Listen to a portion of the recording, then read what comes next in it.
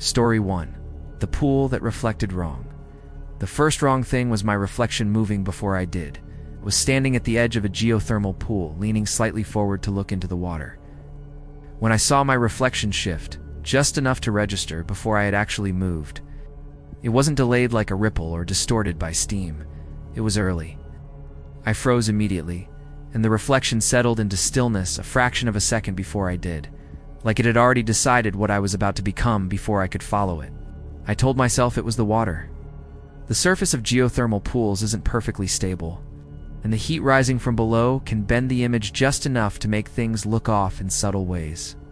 That explanation held for a few seconds, long enough to feel reasonable, and I leaned forward again, slower this time, watching carefully, paying attention to the smallest changes. My reflection leaned first, smooth and continuous, and I followed it half a second later. The delay wasn't random, it was consistent, and that consistency made it harder to dismiss. The pool itself was quiet, aside from the low, steady sound of heat moving beneath it, a faint shifting pressure that never fully stopped. Steam drifted in thin layers across the surface, never fully obscuring the view, but softening the edges of everything it reflected. The surrounding rock, the pale sky above, the faint outline of distant trees, all of it appeared in the water as expected. Nothing else stood near me.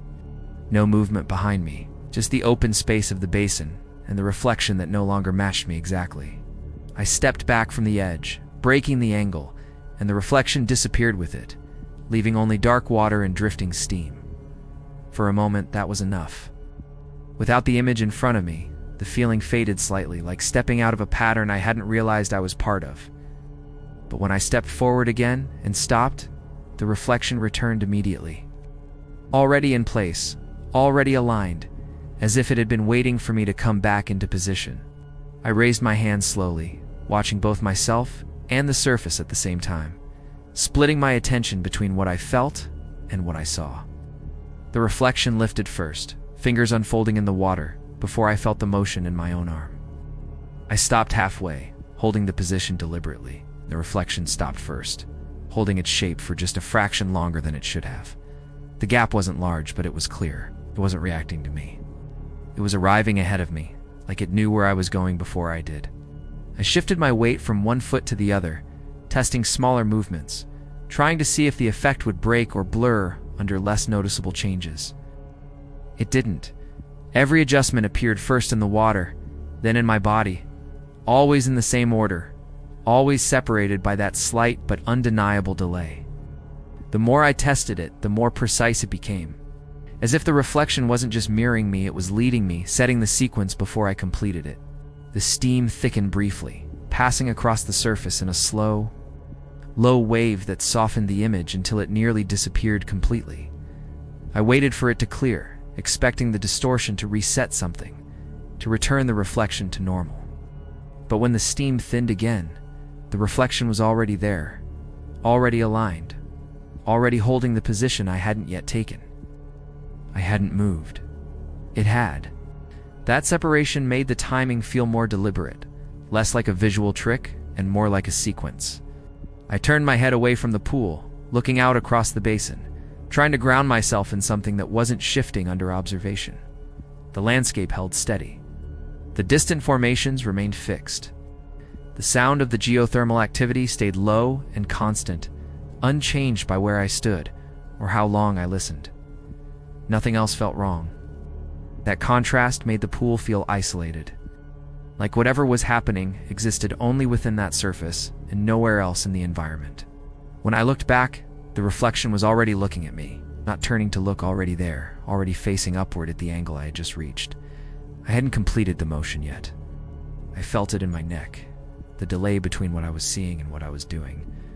For a moment, it felt like I was following the reflection rather than the other way around, like my movement was catching up to something already decided and waiting for me to match it. I stepped to the side, changing my position relative to the pool, expecting the reflection to shift in a way that would break the pattern, or at least disrupt the timing. It did shift, but not in the way I expected. It arrived in the new position first, then I followed into alignment with it. The effect held regardless of angle or distance. It wasn't tied to where I stood. It was tied to the act of being reflected at all, as if the surface itself controlled the sequence. I crouched slightly, lowering myself toward the surface, watching closely as the reflection dropped before I did, moving smoothly into the lower position. The movement felt slower this time, not in speed, but in awareness, like I was seeing more of the gap between the two actions. That space, that fraction of a second, felt larger the more I focused on it. It wasn't changing. I was just noticing it more. Noticing it made it harder to ignore. The steam passed over again, thicker this time, breaking the reflection into fragments that shifted independently across the surface. For a moment, I could only see parts of it: an arm, a shoulder, the outline of my head, each piece appearing and settling slightly before I completed the movement myself. The separation made it clearer. It wasn't a single distortion affecting the whole image. It was consistent across every part, every angle, every motion. Then I saw something else in the reflection that didn't match anything behind me. A shape, faint and partially obscured by steam, standing just outside the edge of the pool. I turned immediately, expecting to find someone there, someone close enough to have entered the space without me noticing. The ground behind me was empty. No movement, no sound, nothing out of place. When I looked back at the water, the shape was still there, clearer now, standing where nothing existed. I didn't move for a moment, watching the reflection instead of the world around me, letting the image settle without trying to interrupt it. The figure in the water remained still, positioned slightly behind where I stood. Its outline softened by the shifting steam. It didn't approach, it didn't disappear, just remained as if it belonged to the reflection more than to the space I occupied. My own reflection stood in front of it, still arriving before I did. That was when the realization began to settle in, slow and precise, forming without any sudden shift. The reflection wasn't just ahead of me. It wasn't just showing something different. It was showing more than what was present. My movements, the figure behind me, the timing of everything, it all existed in the water before it existed anywhere else. And standing there at the edge of the pool, I began to understand that I wasn't watching a reflection. I was watching something that was happening first, and I was following it. I didn't step away immediately because something in me had already begun adjusting to the delay, as if leaving too quickly would break a pattern I didn't fully understand yet. The reflection held steady ahead of me, already settled into a posture I hadn't consciously chosen. While the figure behind me remained faint but fixed in the water, its outline shaped by drifting steam that never fully concealed it. I stayed there longer than I should have, watching the surface instead of the world around me, trying to understand whether I was still deciding my movements or simply following something that had already happened before I became aware of it. I lifted my hand again, slower than before, trying to force a difference, trying to catch the exact moment where the sequence would fail if I hesitated long enough. It didn't. The reflection rose first, smooth and certain, fingers extending in a motion that felt chosen rather than mirrored. I followed it without meaning to, matching it exactly, completing what it had already shown. That was when I understood something had shifted inside me. I wasn't testing the delay anymore. I was adjusting to it, syncing with it, letting it lead the timing without resisting it. The figure behind me became clearer in the reflection, not by stepping forward, but by resolving into something more defined with each passing moment. I stayed still. I could see the outline of a head now, the suggestion of shoulders, the stillness of something standing just beyond the edge of where I existed. I didn't feel anything behind me, no change in temperature, no movement in the air, but in the reflection, it held its place with certainty, as if it belonged to that surface more than anything else around me. Steam drifted across the water again, thicker this time, moving in slow sheets that broke the reflection into shifting layers. Through those gaps, the figure seemed to align more precisely behind my reflection, positioned in a way that made the distance between us feel intentional, rather than random. My reflection remained ahead of me, already facing forward, already holding still, while I continued to arrive at the same position, just a fraction too late to match it completely, reinforcing the same pattern again. I forced myself to turn around again, this time faster, as if speed might interrupt whatever sequence I had been caught in long enough to break it. The ground behind me was empty, unchanged, silent in the same way it had been every time I checked. There was nothing there. No figure, no movement, just the open basin, pale and still under the same quiet sky. I held that view longer this time, letting it settle, trying to make it the only version of reality that mattered before turning back. When I turned back, the reflection was already there, already aligned, already watching me return before I completed the motion. The figure remained behind me in the water, unchanged by the fact that I had just confirmed it did not exist in the space it occupied in the reflection. That separation settled deeper than before. It wasn't a trick of light or a visual distortion. It was something that existed fully in one place and not at all in the other, without needing to reconcile the difference.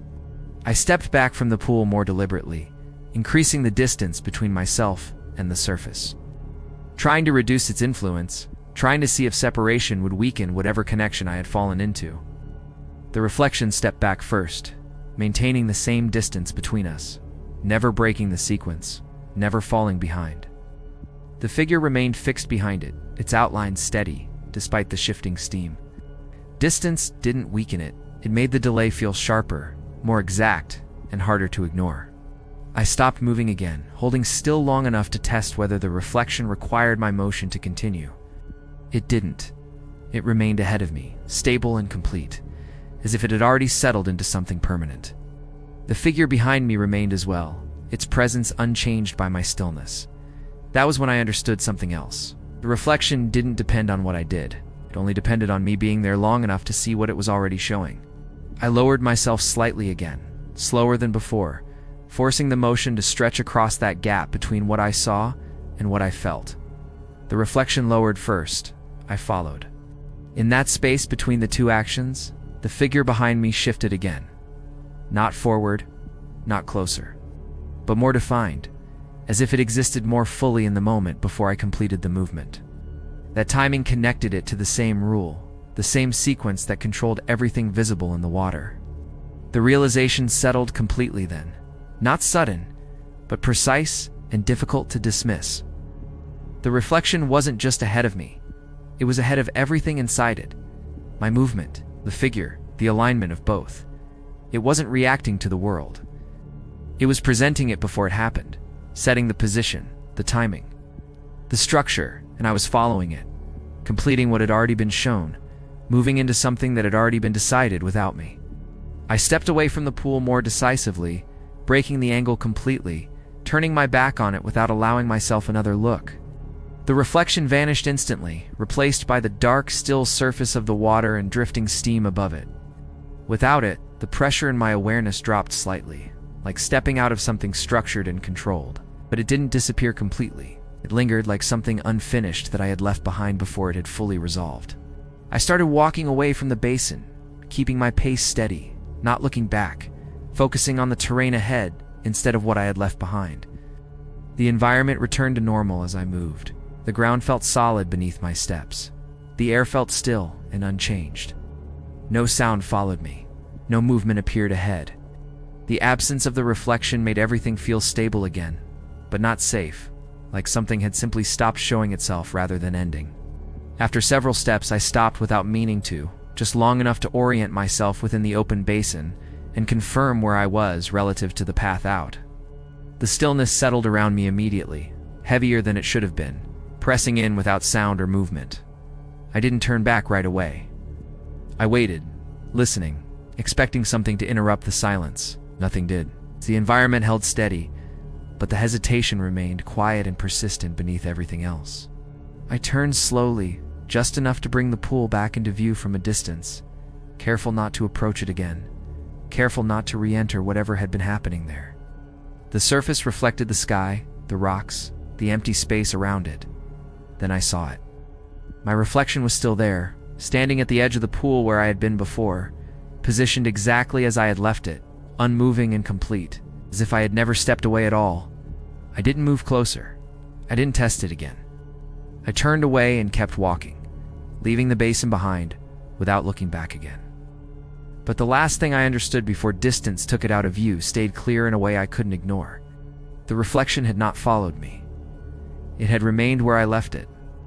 And for a moment longer than it should have, it had still been there, standing at the edge of the pool after I was already gone, holding a position I had already left behind. Story 2: The Trail That Stayed Behind. I noticed the sound before I understood it, footsteps continuing behind me even after I had already stopped walking. It wasn't an echo or the delayed crunch of gravel settling under my boots, because it kept going long after everything should have gone quiet. I stood still on the trail, listening, and the rhythm didn't match anything natural in the forest. When I turned, the path behind me looked normal, stretching back through the trees exactly as it should. But the sound didn't stop when I faced it, and that was the first thing that felt wrong. It wasn't following me, not exactly. It felt like it was continuing something I had already done. I didn't move at first, because whatever was behind me didn't feel like something I could turn and catch. The footsteps continued for a few seconds after I had already stopped, steady and spaced exactly the way mine had been. Then they ended, not gradually, but all at once, like something had reached the same point I had just left. I took a step forward, then another, testing it, feeling the ground respond normally beneath my boots. When I stopped again, I counted without meaning to, and the sound came back right on time. It wasn't echoing me. It was continuing me, just somewhere else. The trail behind me looked unchanged, but something about it felt slightly out of place, like a photograph that had been taken a moment earlier than the present. The light filtering through the trees seemed a little brighter further back, catching on leaves that weren't moving the way the ones around me were. I focused on a bend in the path I had just passed, trying to remember how it had looked seconds ago. It should have matched exactly, but it didn't feel like it did. I couldn't point to anything specific, just a vague sense that it hadn't updated with me. The longer I stared, the more it felt like I was looking at something delayed. I turned away before I could convince myself of anything more. I kept walking, telling myself the simplest explanation was still the right one, even if I couldn't fully explain what I was hearing. The trail sloped gently upward, weaving between clusters of trees that grew thicker the further I went. My focus shifted forward, on the ground ahead and the direction I was heading, trying to ground myself in something consistent. But every time I slowed, I could hear it again behind me, footsteps continuing after mine had already stopped. They didn't overlap with my own, didn't match my current pace, just carried on like a delayed version of something I had already done. It wasn't mimicking me in real time. It was repeating me from somewhere I had already been. I tested it more deliberately this time, taking 5 steps forward and stopping abruptly, counting the seconds in my head. 1, 2, 3, then the sound behind me began, continuing those same 5 steps with perfect spacing and weight. It ended exactly where I had stopped earlier, not where I was now, like it belonged to a different position on the trail. I turned quickly, expecting to see movement, but the path remained empty and still. The trees stood exactly as they should, their shadows stretching across the dirt in quiet patterns. But those shadows didn't feel quite aligned with the ones around me anymore. It was subtle, but it was enough to make me look away. As I moved forward again, I started noticing that the trail behind me didn't seem to recede the way it should have. It stretched back, but not with the natural sense of distance I expected after walking for several minutes. The bend I had passed earlier was still visible, clearer than it should have been at that distance. I slowed, watching it carefully, and the details held in a way that felt too precise. Leaves, rocks, even small depressions in the dirt remained sharp, like they weren't moving further away at all. It was as if that section of the trail was staying where it had been when I left it. I kept walking, but I couldn't stop checking over my shoulder. The sound started coming from more than just footsteps, subtle at first, but enough to break the rhythm I had been trying to understand. I heard the faint rustle of brush from behind me, like something shifting just off the path, though I hadn't seen anything there when I passed it. When I stopped, those sounds continued too, carrying on a few seconds longer before cutting off. It wasn't random noise, and it wasn't reacting to me in the present. It felt like it was replaying moments that had already happened, but only in that space behind me. I turned again, slower this time, trying to catch the exact moment it stopped.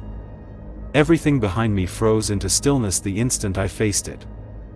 The further I walked, the more noticeable the difference became between where I was and where I had been.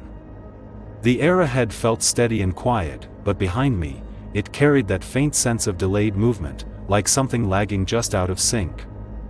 I could almost predict when the sounds would come now, how long after I stopped they would continue.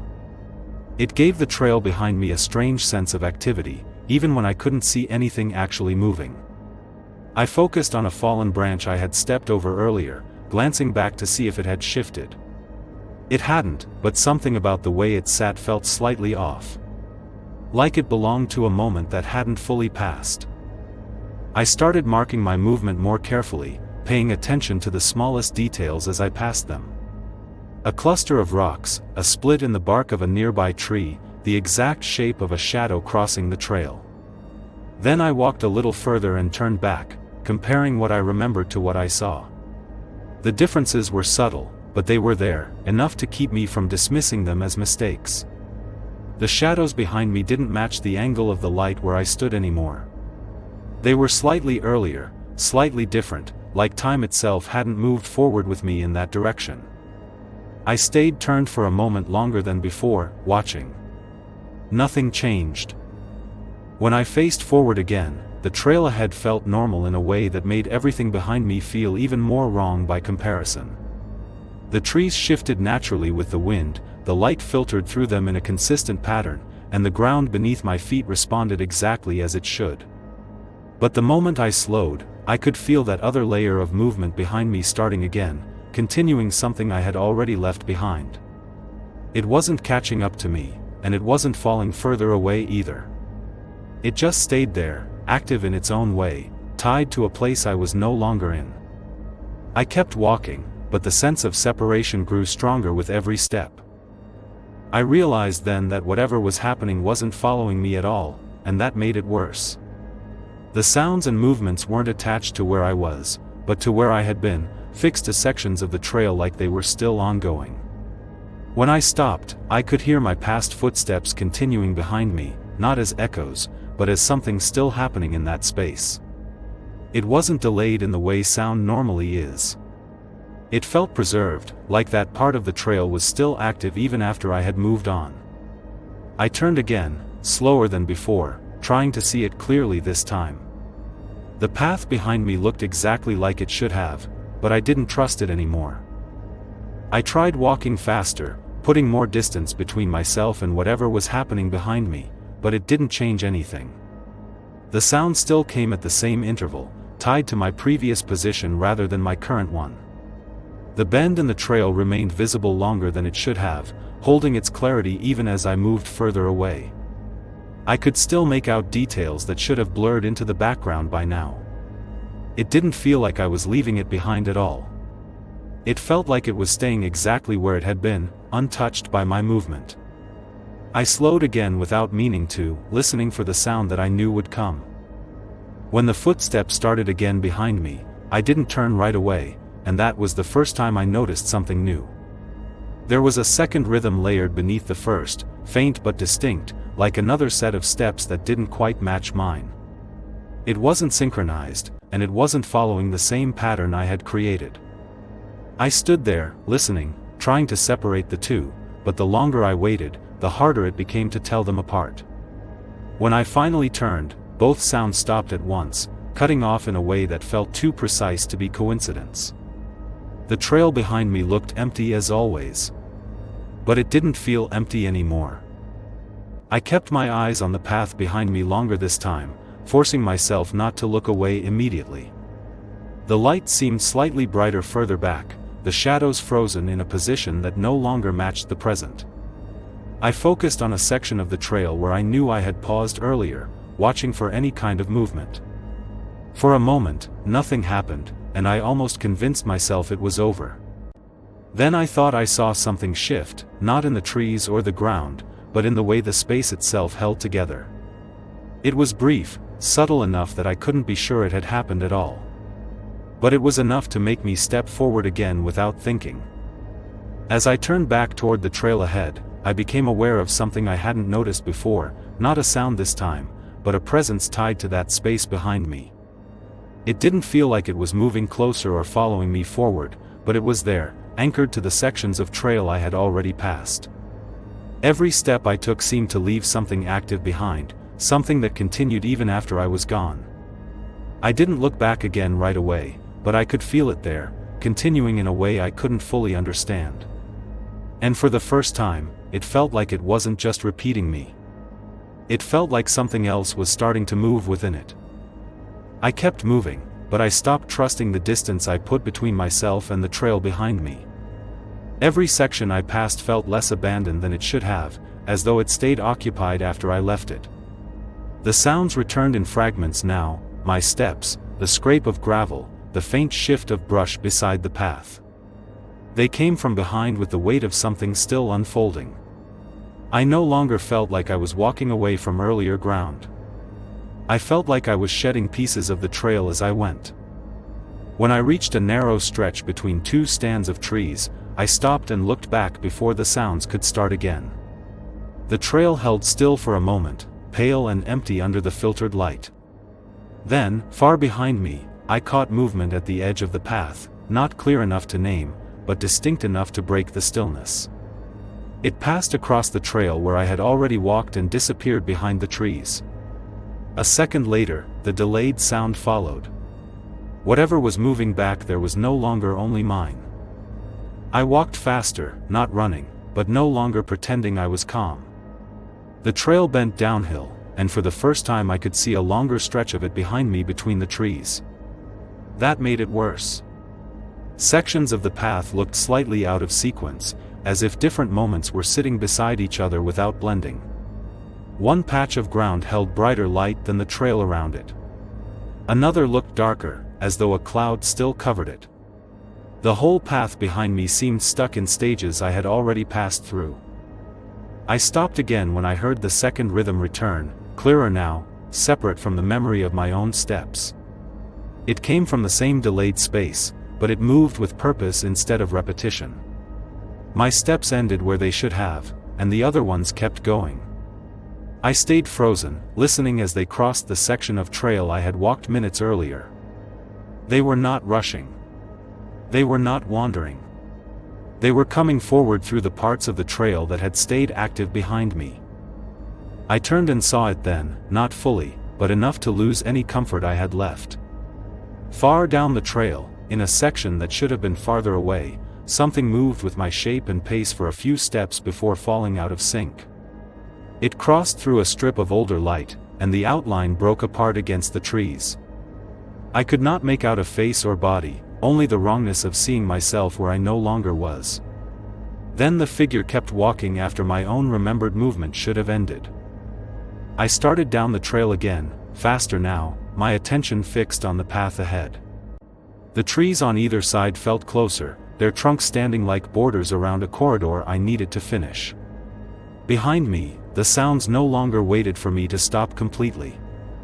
They bled into the present, arriving before I was ready for them. I could feel the space I had already crossed growing denser, more occupied, as if the trail did not empty after use. It held everything I left in it.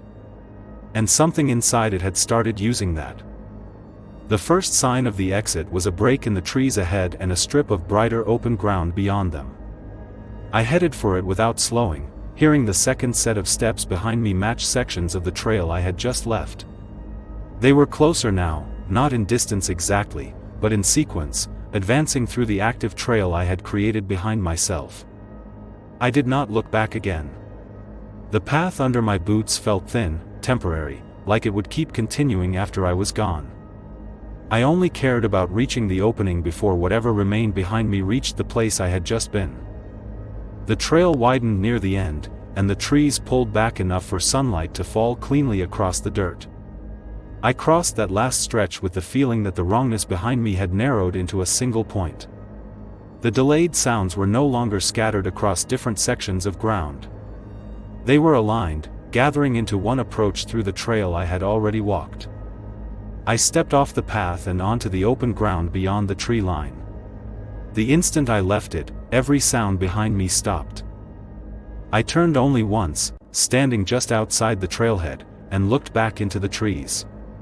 Deep along the path, framed by the pale trunks and strips of frozen light, I saw myself still walking there. The figure moved at the pace I had used earlier, steady and unaware, crossing one of the sections that had stayed behind. It did not look toward me. It kept going deeper through the trail I had already left, while I stood outside it, no longer part of whatever still continued there. Story 3: The campsite that didn't let things leave. I noticed it when my water bottle was back on the table after I had already packed it. I stood there for a second, trying to remember if I had set it down again without thinking, but I knew I hadn't. The table was a rough slab of wood near the fire ring, exactly where I had left it earlier, except now the bottle sat upright in the center. I picked it up and clipped it to my bag, testing the weight to be sure it was secure. Then I stepped away from the campsite, watching it as I moved. I didn't get far before something about it felt wrong again.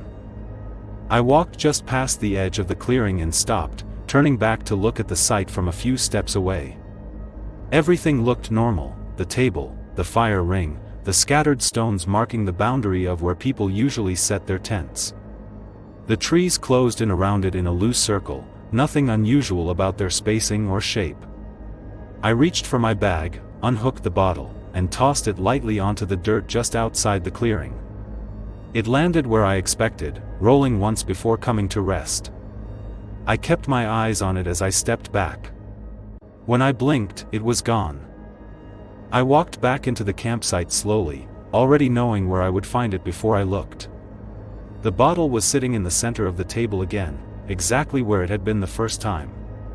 I didn't feel surprised, not in the way I should have, just unsettled by how cleanly it had reset.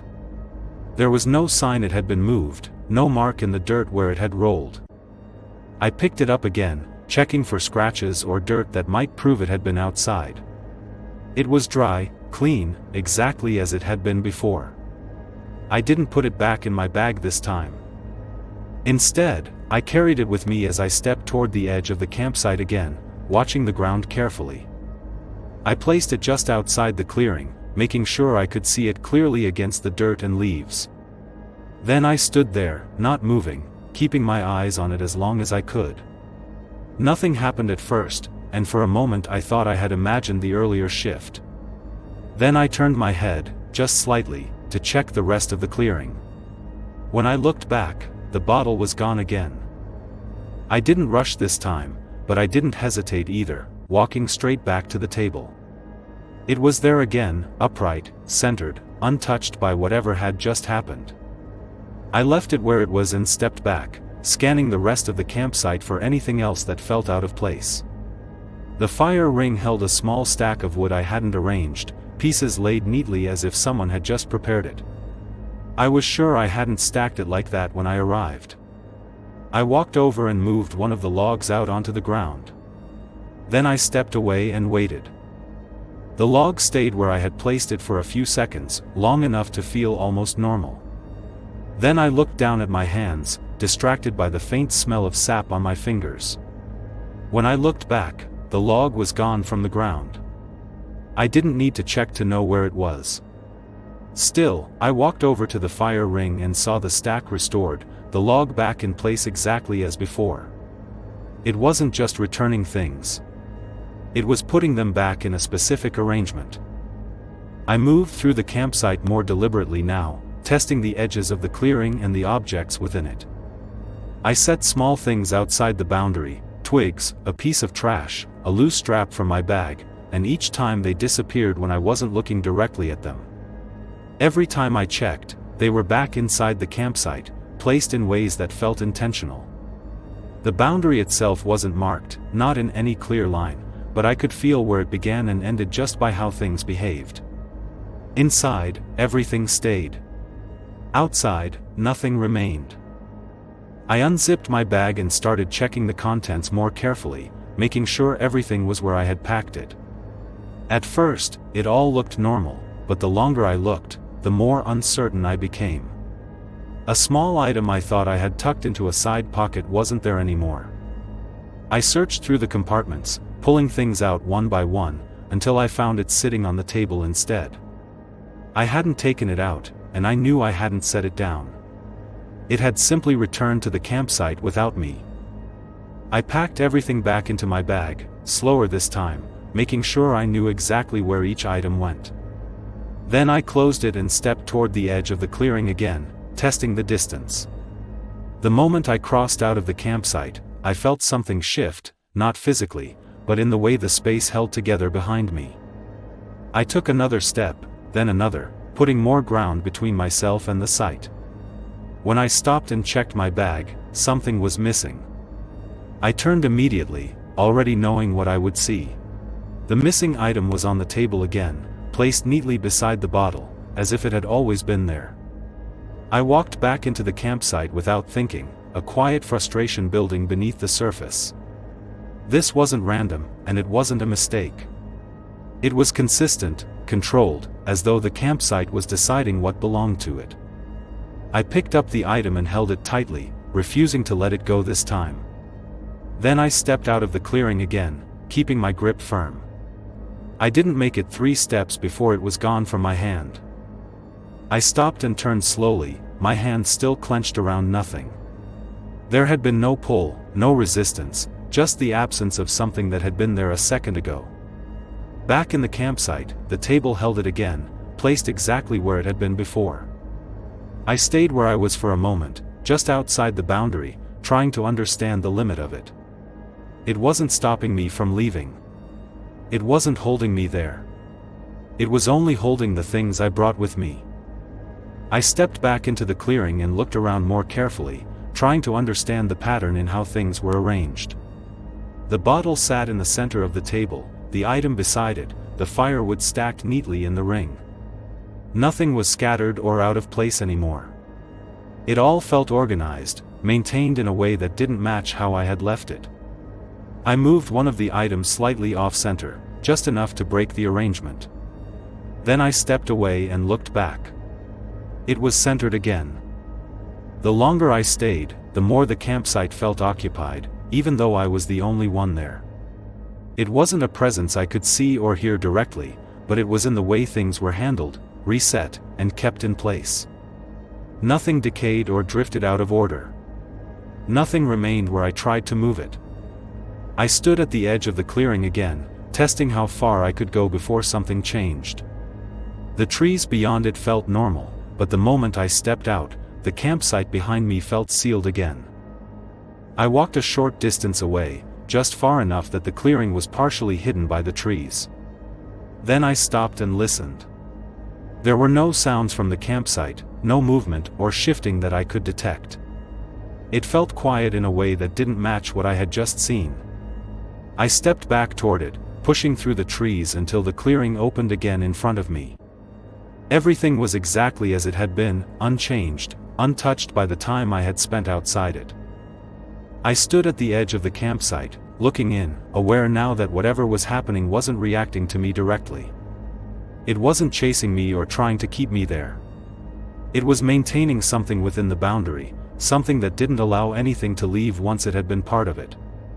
Every item I had brought into the clearing had been taken into that system, placed and reset as if it belonged there. I stepped back one more time, preparing to leave for good. But I hesitated, realizing I didn't know how much of what I carried still belonged to me. I stepped away from the clearing again, slower this time, trying to keep track of what still felt like mine. The trees beyond the campsite felt normal, their spacing and movement unchanged by anything I had just seen. But the moment I crossed the boundary, something behind me settled into place again, like a system closing itself. I kept walking, counting my steps without meaning to, focusing on the weight of my bag. It felt lighter than it should have. I stopped and reached for the zipper. When I opened the bag, I didn't rush, already expecting something to be missing. One of the items I had just packed was gone again, leaving an empty space where it should have been. I searched through every compartment, checking each one carefully, but there was no sign of it. The arrangement inside the bag felt altered, not messy, but reset in a way that didn't match how I had packed it. I closed it slowly, my hand steady despite the tension building underneath. I didn't turn back yet. I walked a few more steps away from the campsite, putting more distance between myself and the clearing. The ground ahead remained consistent, the path stretching forward through the trees without anything unusual. But the absence in my bag stayed with me, a quiet confirmation of what I already knew. I stopped again and looked down at my hands, half expecting something else to be gone. Everything I could see was still there. That didn't make it feel any better. I turned back toward the campsite, not because I wanted to, but because I needed to confirm it. The clearing sat exactly where it had been, framed by the trees in a way that felt fixed and untouched. From this distance, nothing about it seemed out of place. It looked like any other campsite, empty and still. But I knew what was inside it now. I knew what stayed. I walked back toward the edge of the clearing, stopping just short of stepping inside it again. From there, I could see the table clearly, the fire ring, the arrangement of everything within it. The missing item was there, exactly where I expected it to be. Placed neatly, aligned with the rest, as if it had never left. I didn't move closer. I didn't try to take it again. I stayed at the boundary, watching the campsite for any sign of movement. Nothing shifted, nothing changed while I was looking directly at it. The arrangement held perfectly, the objects fixed in place. It felt stable in a way that didn't match what I had experienced inside it. I realized then that whatever was maintaining it didn't need to act while I was watching. It only needed moments when I wasn't. I stepped back again, increasing the distance between myself and the clearing. The further I moved, the more the campsite felt sealed off, like it belonged to a separate space entirely. I checked my bag once more, confirming that nothing else had changed. What remained inside felt final, like the contents had settled into a new state. I closed it and adjusted the straps on my shoulders. I didn't want to test it again. I turned and continued walking away, keeping my focus forward this time. The trees thinned slightly ahead, and I could see the direction of the main trail beyond them. Each step felt more certain, more grounded in something that wasn't affected by the campsite. I didn't hear anything behind me, no movement or sound from the clearing. That silence felt deliberate. It didn't follow me. When I reached the trail, I stopped and looked down at the ground beneath my feet. The dirt and gravel looked normal, undisturbed by anything I had just experienced. I adjusted my bag again, checking the weight without opening it. It felt consistent now, no longer shifting in ways I couldn't explain. I took a few more steps forward, letting the distance build naturally. The campsite was no longer in sight. I slowed after a while, not because I needed to, but because something still felt unresolved. I set my bag down and opened it again, going through everything one more time. Each item was where it should have been, arranged exactly as I had left it. Nothing appeared out of place anymore. I closed the bag and stood there for a moment, considering whether I had left anything behind. I already knew the answer. I stepped further away from the campsite, putting more trees between me and the clearing, but something felt wrong with the space behind me. It didn't feel like I was leaving it in a normal way. It felt like the campsite remained complete, unchanged, as if distance didn't reduce it. I stopped and turned slightly, not fully facing it, just enough to check the edge of my vision. The clearing looked exactly the same, holding its shape without fading into the background. Nothing about it weakened with distance. It stayed whole. I kept moving, faster now, not running but no longer slowing down. The trail ahead felt real in a way the campsite never had, every step grounded and consistent. Behind me, the silence remained, but it wasn't empty. It felt contained, like everything inside that clearing stayed active without needing to follow me. I didn't hear anything return or reset. That made it worse. It meant it didn't need to anymore.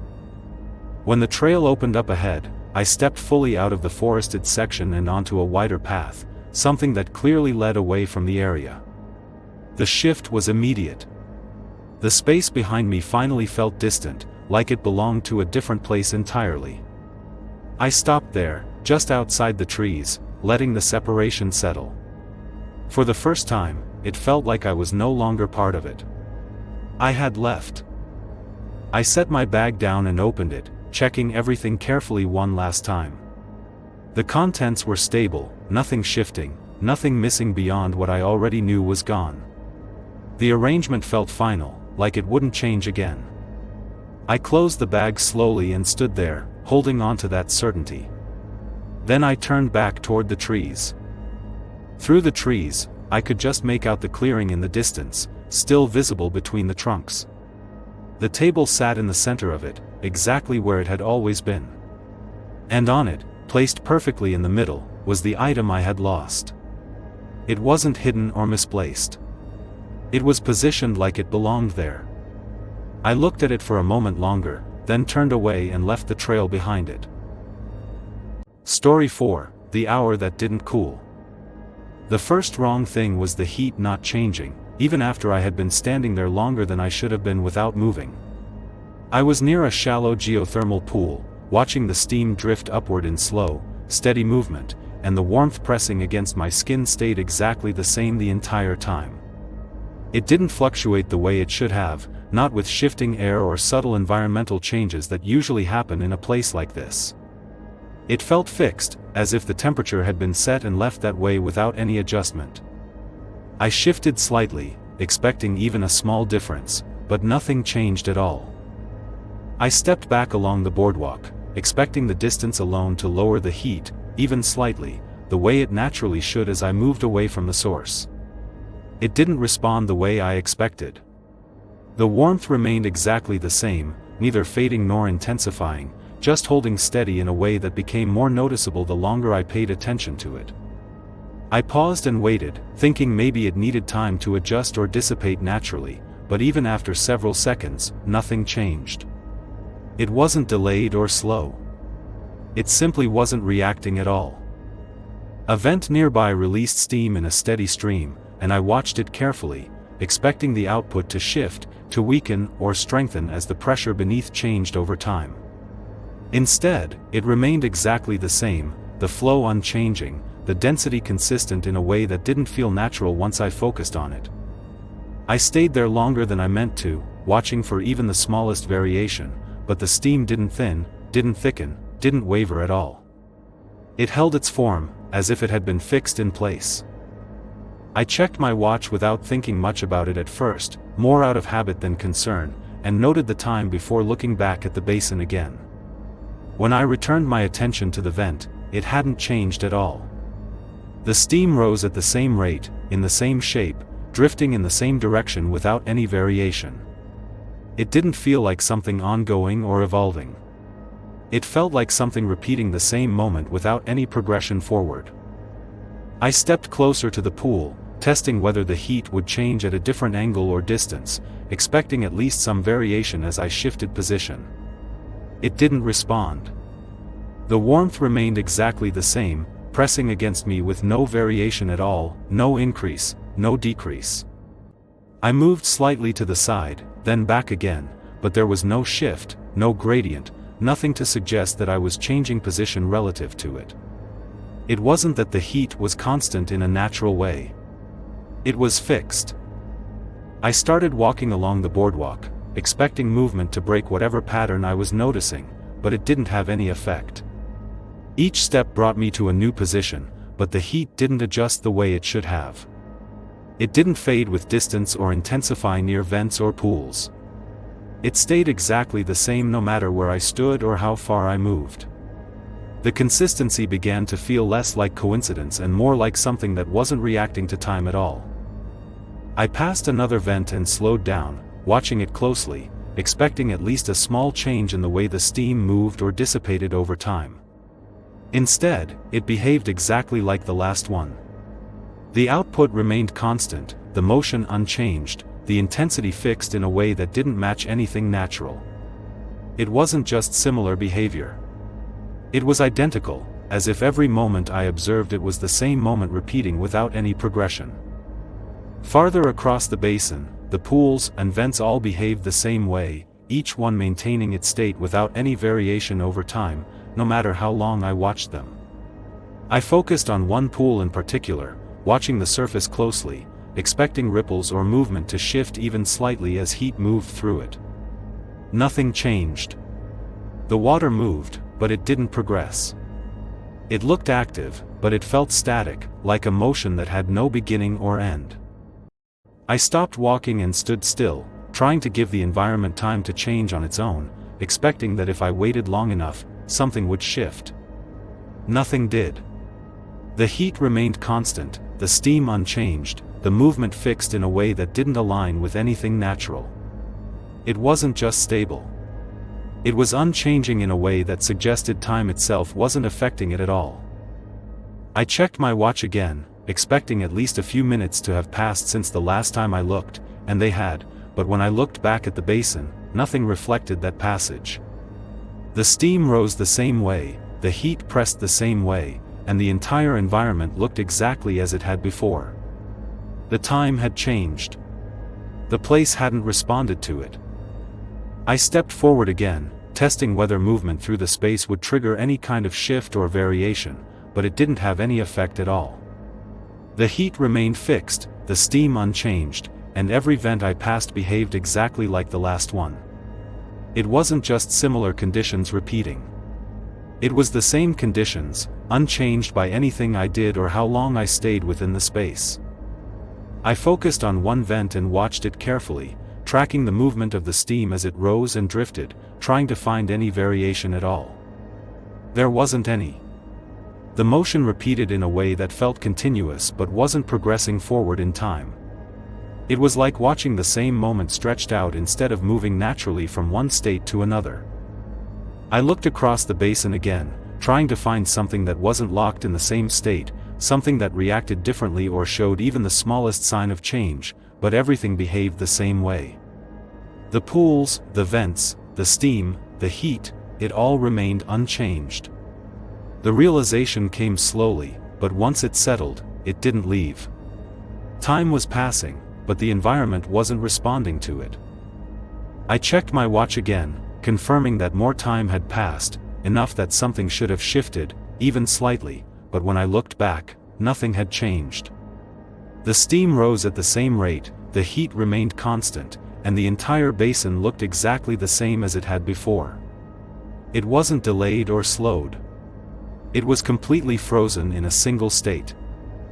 I took a step back and looked out across the entire area, trying to take it in as a whole instead of focusing on small details, and that was when it became clear in a way I couldn't ignore anymore. Nothing was updating. Not the heat, not the steam, not the movement. It all existed in the same state, unchanged no matter how much time passed. By then, I understood one thing clearly. Whatever was happening here wasn't slowing time. It had stopped it completely. I started walking again, not because anything had changed, but because staying still no longer made sense when nothing around me was responding to time in any way at all anymore. The boardwalk stretched ahead in the same condition it had been in before, unchanged in every visible detail I could focus on, and as I moved forward, the heat didn't shift or adjust even slightly. It stayed exactly the same, pressing against me with that fixed intensity, neither rising nor fading. I checked my watch again without thinking, and the time had advanced normally, but the environment around me still looked completely identical. I focused on one vent as I approached it, watching the steam closely, trying to see if my movement would affect it in any way at all, even slightly or indirectly. It didn't. The steam rose in the same pattern, at the same speed, drifting in the same direction, unaffected by how close I got or how long I stood there observing it. I stepped past it slowly, expecting at least a shift in the way it moved as I changed position, but nothing happened at all.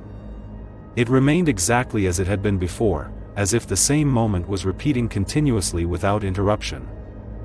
I checked my watch again, this time more deliberately, holding it in front of me longer to make sure I wasn't misreading anything or imagining the passage of time incorrectly. More time had passed, enough that the environment should have shown some kind of change, even a small one that I could point to if I looked carefully enough. When I looked back up, nothing had shifted. The steam, the heat, the entire basin remained exactly the same. It wasn't delayed or slowed. It simply wasn't updating at all. I moved farther along the boardwalk, increasing my pace slightly, not out of urgency or fear, but to test whether distance would break whatever I was experiencing or reveal something new. It didn't. The heat remained constant, the steam unchanged, and every part of the basin I could see behaved exactly the same as before. The farther I moved, the more it felt like I wasn't moving through time at all, but through a space that had stopped responding to it completely, as if it existed outside of progression. I stopped again and turned slowly, looking back across the area I had already passed, expecting to see at least some difference in how it looked from this angle or distance after moving away from it. There wasn't any difference at all. The vents, the pools, the steam, they all remained fixed in the same state, unchanged by perspective or time. It didn't look like something that had been left behind or moved past. It looked like something that hadn't moved at all, no matter how far I had walked or how long I had been there observing it. I stepped off the boardwalk onto a section of crust, testing whether direct contact with the ground would change anything about the heat or how it felt against my body as I moved across it. It didn't. The warmth remained exactly the same, no stronger, no weaker, as if the distance between me and the source didn't matter at all anymore. I shifted my weight, stepped forward, then back again, but there was no variation. The ground beneath me felt stable, but it didn't feel active in any way that suggested change or movement. I moved farther across the crust, watching the steam from nearby vents, trying to see if anything would shift as I changed position or as more time passed around me in a way that I could measure. Nothing did. The steam rose in the same shape, at the same speed, without any variation at all. It didn't thin, didn't thicken, didn't drift differently. It behaved like something repeating instead of progressing, like a moment stretched out instead of moving forward naturally through time as it should have. I checked my watch again, more out of necessity than habit now, and the time had moved forward again, steadily and normally as it should have in any other situation.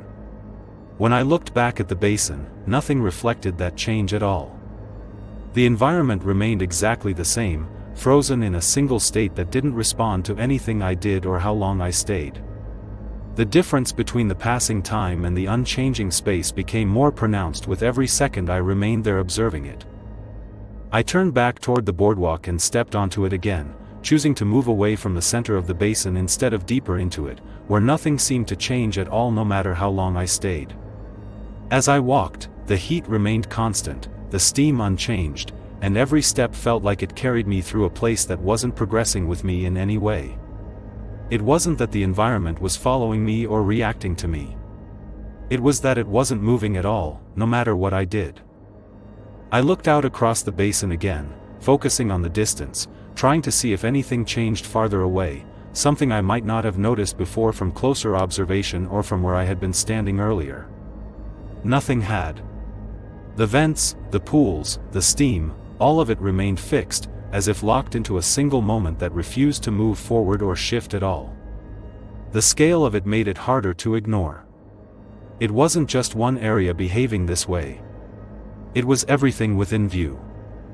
I kept walking, not faster, but more steadily now, focusing on leaving the area rather than trying to understand what was happening or why it was happening in a way that didn't make sense. The farther I moved, the more I expected something to shift, even slightly, but nothing did. The heat remained the same, the steam unchanged, and the entire basin continued to exist in that fixed state. It didn't feel like something that would resolve on its own or change if I stayed longer. I reached the edge of the geothermal area where the ground became more solid and less active, and I slowed down slightly, testing whether anything would change as I left the main basin behind me. The heat finally began to fade, gradually and naturally, returning to something that felt normal again as I moved away. But when I looked back, the basin itself hadn't changed at all. The steam still rose in the same patterns, unchanged, as if time had never passed there at all. I stepped onto more stable ground, away from the vents and pools, and the environment around me began to feel normal again in a way that was immediately noticeable. The air shifted, the temperature adjusted naturally, and for the first time since it started, things responded the way they should have. I stopped and turned back, expecting to see some kind of delayed change in the basin behind me as time caught up to it, but nothing happened at all. Nothing had changed. The entire geothermal area remained exactly as it had been when I first noticed it, the steam rising in the same shapes, the heat fixed in the same intensity. It didn't look like something that had been left behind or abandoned over time. It looked like something that hadn't moved at all, as if time had passed everywhere else but there, leaving it unchanged in every visible way I could see from where I stood now. I stood there for a moment longer, watching the basin in the distance, and even as more time passed, nothing shifted at all in any visible way. The steam didn't change, the heat didn't fade, and the entire area remained frozen in that same state. I didn't step back to test it again or try to understand it further. I just kept walking, leaving it behind, knowing that even as I moved forward through time, it would remain exactly as it was, unchanged by anything that came after. Story 5: The Fire That Didn't Need Fuel. The first wrong thing was the fire burning in a place where nothing around it looked like it should have been able to burn at all, and the longer I stood there, the more that detail refused to settle into anything reasonable. It sat in a shallow dip near the edge of the geothermal basin, flames rising steadily in a clean, controlled shape that didn't flicker the way even the slightest wind should have affected it. There was no visible fuel beneath it, no wood, no brush, nothing feeding it from below, and yet it held the same size and intensity without any change. I stepped closer along the boardwalk, watching the flame carefully, expecting to see something I had missed at a distance, some hidden material or source that explained what I was seeing. There was nothing beneath it but pale mineral crust, unbroken and solid, yet the fire continued to burn directly on top of it without spreading outward or sinking into the surface. The edges of the flame stayed tight and contained, never expanding, never shrinking, and that consistency made it feel less like a natural fire and more like something fixed in place. I stopped at the edge of the boardwalk and leaned slightly forward, trying to see if heat distortion would reveal anything hidden beneath the flame that wasn't immediately visible from where I stood. The air above it shimmered the way it should, bending the view behind it slightly, but the ground beneath remained unchanged, no charring, no discoloration, nothing to suggest that anything was being consumed at all. It looked like a fire, moved like a fire, but it didn't affect anything around it the way it should have. I checked the area around it more carefully, scanning for any sign of fuel that might explain how it continued to burn without interruption, but there was nothing at all that could explain it. The crust remained intact, the surrounding ground untouched, and the flame stayed exactly where it was, anchored in place without spreading outward in any direction. It didn't reach toward anything nearby, didn't react to any shift in air or movement. It simply burned, steady and controlled, as if it didn't need anything to sustain it. I watched it longer than I intended to, waiting for a change, expecting at least a shift in intensity or shape that would make it feel more natural over time, but nothing happened. The flame remained exactly the same, rising and folding in the same pattern, its edges never breaking apart or drifting the way fire usually does. It didn't behave like something consuming fuel. It behaved like something repeating itself, locked into a state that didn't progress forward at all no matter how long I stood there. I moved slightly to the side, changing my angle, expecting the flame to look different from another position, the way fire usually does when perspective changes and light shifts across it. It didn't. It held its shape perfectly, as if it existed independently of how I observed it or where I stood relative to it. The more I moved, the more it felt fixed, not just in place, but in condition, unchanged no matter where I stood or how long I watched it. That was when I noticed the shadows, subtle at first, something I almost ignored because everything else was already wrong enough on its own. The longer I looked, the harder it was to dismiss. The shadows cast by the flame didn't move the way they should have.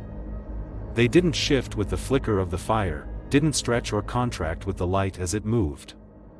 They stayed still, stretched in a single direction, unaffected by the movement of the flame itself. I stepped closer again, watching the ground carefully, focusing on how the shadows fell across the surface and how they interacted with the shapes around them. The flame moved, rising and folding in on itself in a steady, controlled rhythm, but the shadows didn't follow any of that movement. They remained fixed, as if they belonged to something else entirely, something that wasn't connected to the fire at all. The disconnect made it harder to focus. I shifted my position again, testing whether the angle of the light would change anything, but it didn't respond at all. The shadows remained exactly where they were, unchanged, no matter where I stood or how I moved around the fire. The flame continued to move, but the shadows didn't react to it in any way. It wasn't just unnatural.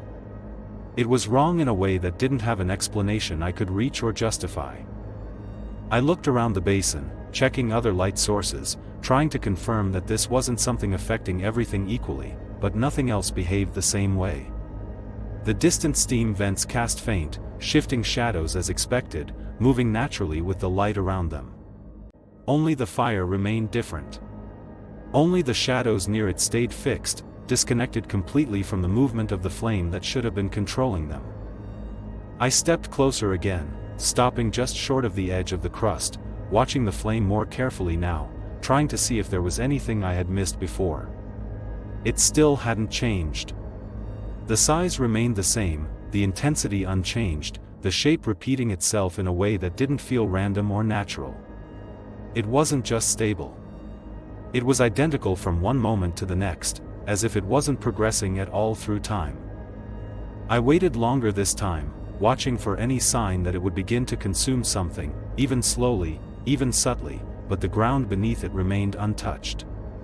There was no ash, no residue, no sign of anything being burned away over time. The fire existed, but it wasn't changing anything around it, and that made it feel less like a process and more like something suspended in place. I shifted again, watching the shadows, then the flame, then the ground beneath it, trying to find something that connected them, something that behaved consistently across all three. Nothing did. The flame moved, the shadows stayed still, and the ground remained unchanged. Each part behaved differently, as if they weren't part of the same system, as if they had been separated and forced to exist together without interacting the way they should. I stepped back slightly, giving myself distance, trying to see the whole scene instead of focusing on details, but that only made it worse. From farther away, the fire looked normal, almost natural, but the longer I watched, the more obvious it became that nothing about it was behaving the way it should have been. It looked right from a distance, but it didn't hold up under attention, and that made it feel even more wrong. I stood there longer than I should have, watching it without moving, and that was when the realization settled in fully and stayed there without fading. The fire wasn't consuming anything. The shadows weren't responding to it. The ground wasn't changing beneath it. It wasn't just unnatural. It was disconnected, like something that existed without following the rules everything else around it still obeyed, and that made it impossible to ignore anymore. I stepped closer without thinking about why, just enough to change the angle of the light across the ground, expecting something to shift now that I had been standing there long enough to notice every detail clearly. The flame didn't react in any way at all. It held the same shape, the same height, the same steady movement that never broke into anything unpredictable or uneven. The shadows remained fixed in place, stretched across the crust in a direction that didn't match where the flame stood. I stopped and waited, expecting the delay to correct itself naturally, but nothing adjusted, not the flame, not the shadows, not even the air. I moved to the other side of the boardwalk, changing my position completely, trying to force the light to shift in a way that would make the shadows respond naturally to the new angle I created. The flame stayed centered where it was, but the shadows didn't change direction or length in response to anything.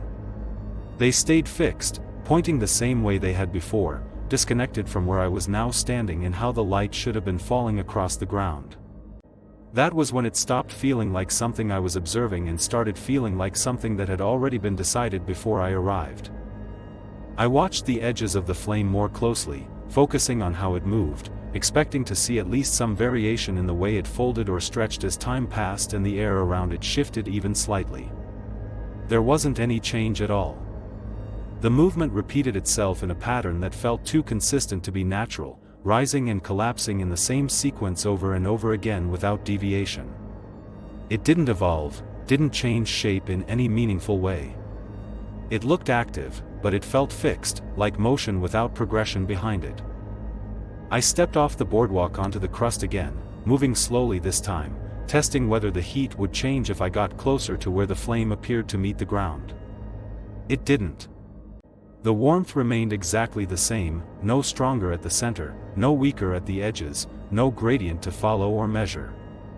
It didn't radiate outward the way heat should have. It existed in a flat, unchanging layer, as if distance didn't matter at all anymore. That made it feel less like heat and more like something assigned.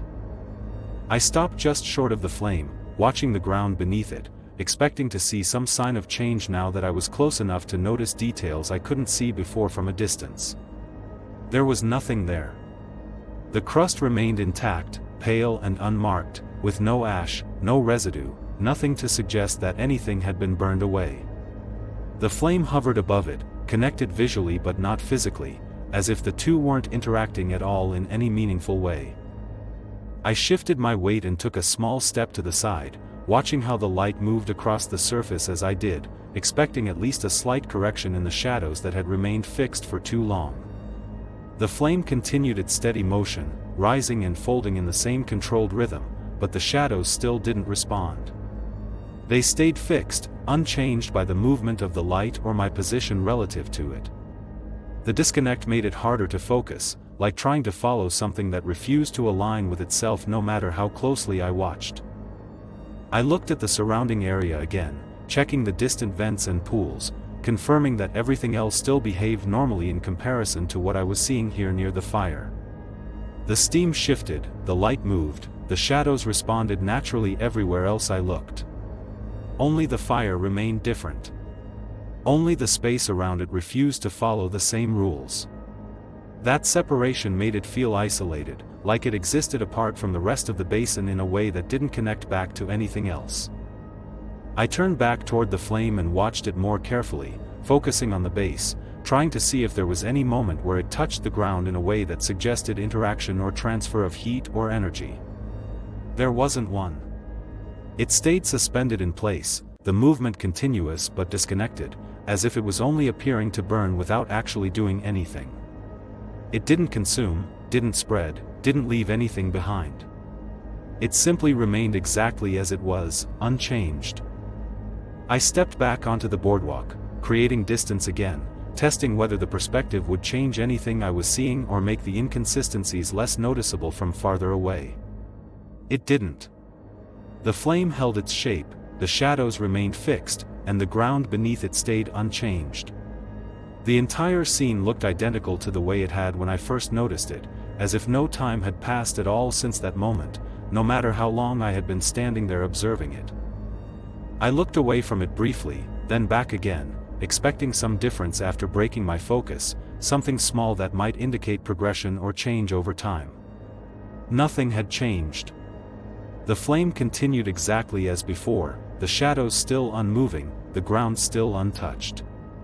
It didn't reset or adjust. It stayed the same, regardless of whether I was watching it or not, as if my presence had no effect on it at all. I started walking away slowly, not out of fear, but because there was nothing left to test or confirm in what I was seeing anymore. The farther I moved, the more I expected the light behind me to change, to fade or shift naturally with distance the way it should have. It didn't. The brightness remained steady, just like the flame itself, unaffected by how far I got from it or how long I stopped looking directly at it. I stopped and looked back, watching the fire from a distance again, and that was when something changed for the first time since I had noticed it earlier. The flame flickered once, not in the way it had before, but differently, like a break in the pattern rather than part of it. Then it vanished completely, without shrinking, without fading, just gone in a single moment, leaving the space where it had been completely empty. I stood there, watching the space where it had been, expecting the darkness to return immediately now that the flame was gone and no longer producing any light at all. It didn't. The light remained, illuminating the ground in the same way it had before, casting the same brightness across the surface, even though there was nothing there to produce it anymore. The absence of the flame made the light feel more noticeable rather than less. The shadows were still there too, stretched across the surface in the same direction, unchanged by the absence of the flame that should have been creating them. They didn't shift, didn't fade, didn't respond to anything at all. The light and shadow remained exactly as they had been, but the source was gone. That made it feel less like something disappearing and more like something being removed from a system that continued without it. I didn't step back toward it to test anything further or try to understand it more than I already had. I just kept walking, leaving it behind, even as the light remained visible from a distance longer than it should have. It stayed there, steady and unchanged, even without the flame that had been producing it. By the time it finally faded, I was already far enough away that I didn't see it disappear. I only knew it must have, because eventually, there was nothing left behind at all.